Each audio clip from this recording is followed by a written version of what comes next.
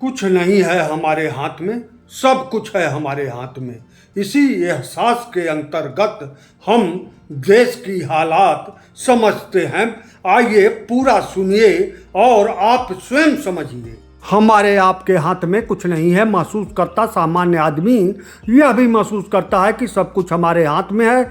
जैसा हम कर्म करेंगे जो चाहेंगे वह होगा, यह एहसास में आता रहता है। तभी कभी कभी एहसास होता है कि हमारे हाथ में कुछ नहीं है। यह सृष्टि चलने जीवन चलने का नियम है। यही एहसास ही अज्ञात अदृश्य शक्ति का नियम होगा। तभी इस एहसास के साथ कि कुछ नहीं हमारे हाथ में के तुरंत बाद सब कुछ है हमारे हाथ में आता है। मैं कोई आध्यात्मिक चिंतक नहीं हूँ, फिर इस एहसास की बात आखिर क्यों कर रहा हूँ? तो इसका कारण है 2014 में अनायास नरेंद्र मोदी के नाम पर भाजपा को पूर्ण बहुमत सरकार बनाने का मिलना क्या भाजपा पार्टी के हाथ में था या क्या नरेंद्र मोदी के हाथ में था? यहाँ लोग कह सकते हैं कि हाँ नरेंद्र मोदी के हाथ में था। उदाहरण दे सकते हैं कि 2019 में नरेंद्र मोदी के ही वजह से भाजपा को प्रचंड बहुमत मिला। यह नरेंद्र मोदी के ही बस की बात थी।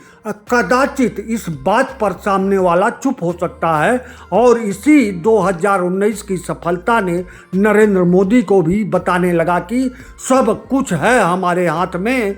तभी 2024 के चुनाव में नरेंद्र मोदी ने नारा दिया, अब की बार 400 पार और मोदी की गारंटी। इसी पर केंद्रित मोदी भाजपा और एनडीए दोनों का भूल कर भी कभी नाम नहीं लिए। वहीं पूरे चुनाव के दौरान और जब 2 जून 2024 को परिणाम आया तो नरेंद्र मोदी को लगा कुछ नहीं है हमारे हाथ में और फिर भाजपा एनडीए को जपते हुए संविधान की पुस्तक माथे पर लगाने लगे।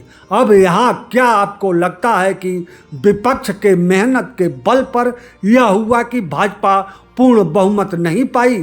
तो फिर यहाँ उसी लाइन पर आ गए, सब कुछ है हमारे हाथ में, जबकि ऐसा हुआ नहीं।